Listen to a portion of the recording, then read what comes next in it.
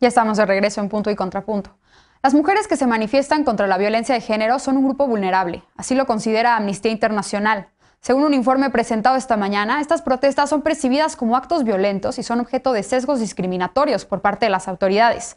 Esta mañana el presidente López Obrador habló sobre estas protestas y les pidió no utilizar la violencia para manifestarse y menos afectar comercios, monumentos o agredir a la gente. Pero no habló de la candidatura de Félix Salgado Macedonio. De hecho, ayer dijo que ya no quería hablar de eso. Veamos en contexto.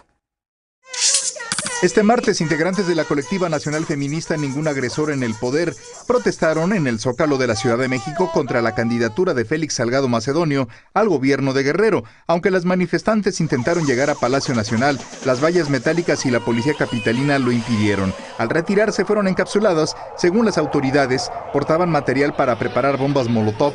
Nadie fue detenido, aunque hubo confrontación y les quitaron el material explosivo. En Guerrero también se han registrado protestas. Ayer lo hicieron frente a la Fiscalía. Hace una semana, durante la visita del presidente López Obrador a Iguala, la activista Yolitzi Jaimes fue golpeada, según su denuncia, por simpatizantes de Salgado. Según el reporte México, la era de las mujeres, presentado hoy por Amnistía Internacional, la estigmatización de las manifestaciones para reclamar justicia en casos de violencia de género facilita y propicia diversas vulneraciones de los derechos humanos de las manifestantes, tanto por parte de las autoridades como de personas no manifestantes. Morena informó que el senador con licencia, que tiene al menos 5 denuncias públicas por abuso sexual, volverá a participar en la encuesta para definir la candidatura a Guerrero, luego de que la Comisión Nacional de Honor y Justicia de ese partido ordenó reponer el proceso. Colectiva Nacional Feminista ha señalado que seguirán protestando para evitar que vuelva a ser candidato, mientras que la morenista Basilia Castañeda, que lo acusa de violación, dijo que su voz no ha sido escuchada y solicitó medidas cautelares.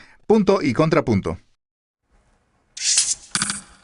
Bien, segundo tema de la noche. Comienzo contigo, Elisa. Retomamos el tema de Salgado Macedonio por estas protestas que vimos esta semana, tanto en la Ciudad de México como en Guerrero. Y veíamos que ayer en las manifestantes que protestaron aquí en la Ciudad de México hubo este encapsulamiento que de hecho es señalado en el informe de Amnistía Internacional como una de las formas en que muchas veces se vulneran los derechos humanos y se violan los derechos humanos de las manifestantes. ¿Por dónde te gustaría comenzar el análisis de estos dos temas?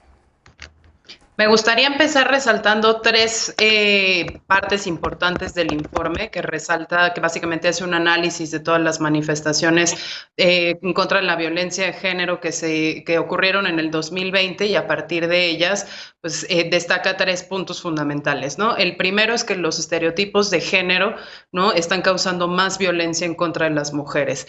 Esta parte de que esos estereotipos de género justamente relegan a las mujeres a la no ocupación del espacio público, al no derecho a la protesta, al hecho de que, por ejemplo, se les amenaza y se les violenta diciendo ustedes mismas por sus actos están buscando esta revictimización por parte de agentes del Estado, no solo de la policía, sino hemos visto en el caso de Quintana Roo, por ejemplo, también de la Guardia Nacional, y que a partir de esa se justifica el ejercicio de malos tratos y violencia sexual incluso por parte de estas fuerzas del Estado, en contra de ellas, ¿no? Y eso es un problema porque entonces ya no solo estamos frente a la no resolución de la violencia de género en sus expresiones cotidianas, sino estamos ejerciendo un nivel más de violencia de género en contra de las mujeres, estigmatizando, criminalizando su protesta y ejerciendo violencia contra ellas por su manifestación, por su protesta.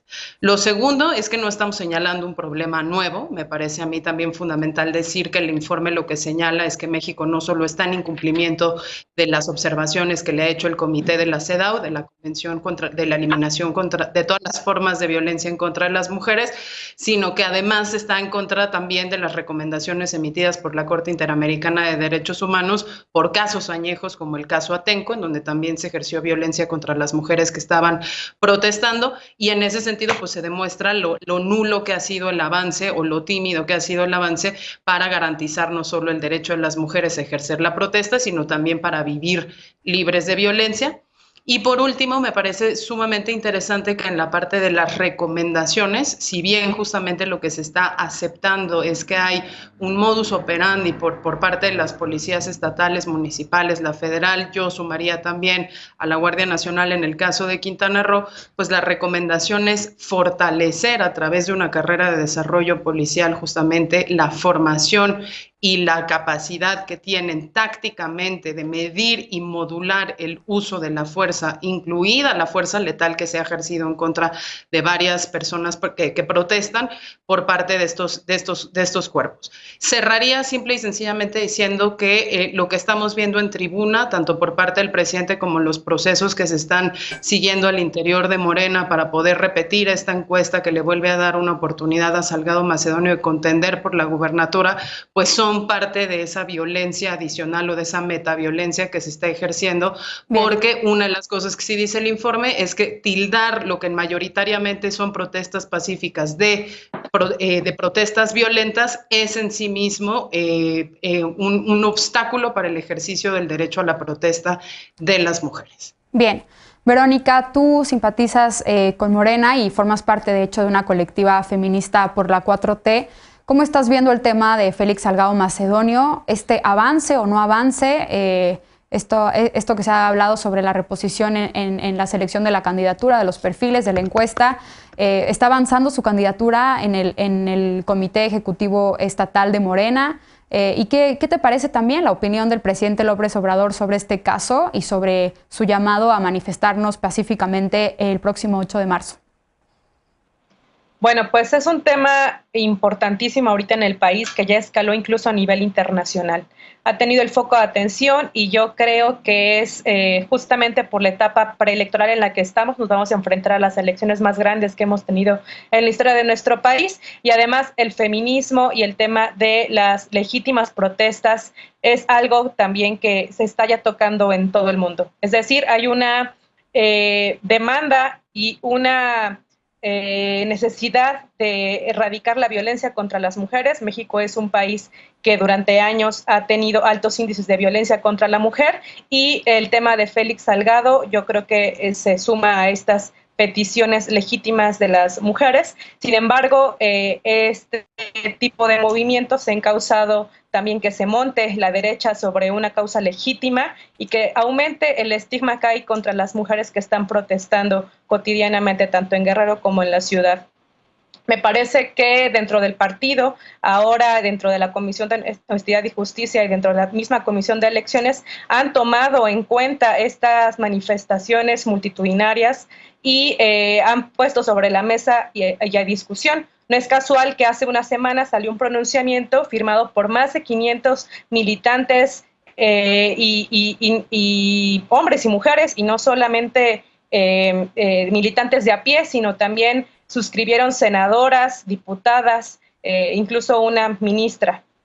Creo que hay un avance en el tema sobre Félix Salgado. Creo que no debe parar. Es una transformación que está democratizando todos los derechos, y yo creo que no ha habido tanta sanción. Hay una libre expresión sobre las mujeres y hay una legítima protesta, pero sí creo que hay que diseccionar entre el feminismo que se está montando para atacar este tema.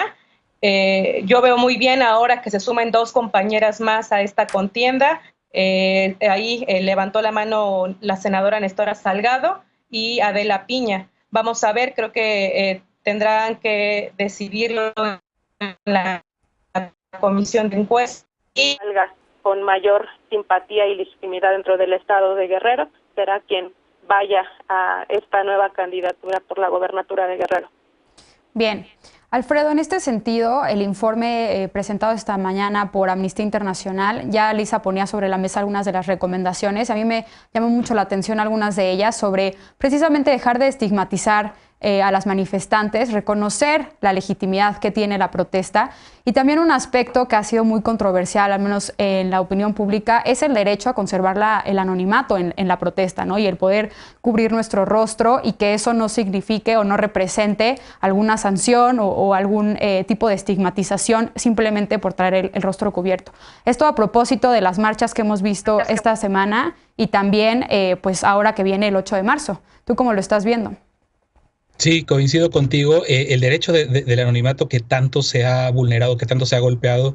Yo recuerdo que en alguna de las manifestaciones recientes en Ciudad de México, Alfonso Suárez del Real salió a justificar cómo se encapsuló a un grupo de mujeres cerca de la Alameda, que ya es como el lugar favorito para encapsular a las mujeres en esta ciudad, en sus manifestaciones, frente a Bellas Artes, de hecho, prácticamente, y decía que lo hacían porque si uno va a subirse a un avión, se ponía este símil, este ejemplo, no puede portar cosas indebidas, ¿no? Entonces, como negándoles el acceso al espacio público, en este caso avanzar en la Ciudad de México hacia el Zócalo capitalino, por precisamente esta estigmatización que hay sobre las capuchas y sobre esa forma legítima de manifestarse. El simple hecho de portar una capucha, de proteger una identidad en medio de un clima tan polarizado, tan violento para las mujeres que se manifiestan. Creo que es importante este énfasis que hace el informe de Amnistía Internacional y que tú retomas. Hace un año, justo en la marcha esa marcha gigantesca del 8M, tan gigantesca, tan grande, tan importante, que se antoja para quienes hemos seguido manifestaciones de cualquier tipo en los últimos años en la ciudad como una de las marchas más grandes que ha visto en la ciudad, sino es que de las primeras 3, 4. Y creo que nunca se pudo dimensionar en los números reales o acercarse a un número real, precisamente porque en la forma en la que los gobiernos tratan de minimizar o de ocultar o de estigmatizar las manifestaciones legítimas, las manifestaciones pacíficas. Una de las cosas que hemos visto en Ciudad de México es cómo se intentan muchas veces ocupar el Zócalo capitalino, cercarlo y impedir el acceso al mismo. Pasó en la marcha del 8M del año pasado, donde se creó un cuello de botella al haber bloqueado una de las calles principales para el acceso al Zócalo, que era la calle de Madero, por la que se perdieron. Si las mujeres que estuvieron ahí, si ustedes